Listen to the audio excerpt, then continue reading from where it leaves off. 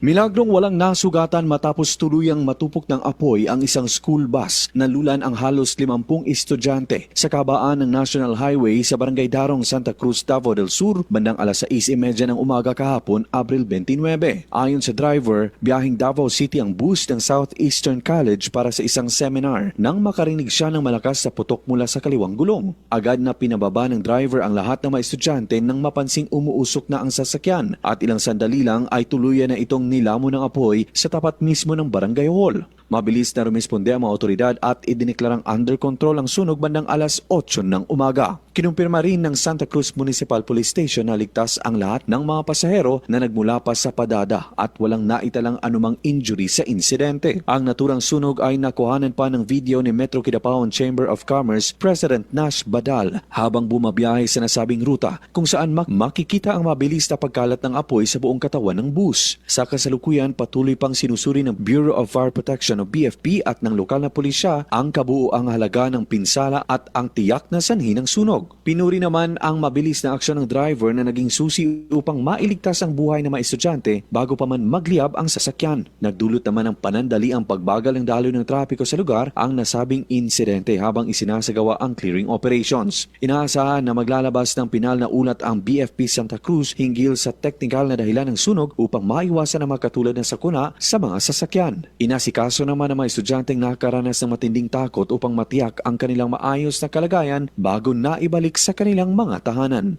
Luigi Alan Tutor, NDBC, Bida Balita.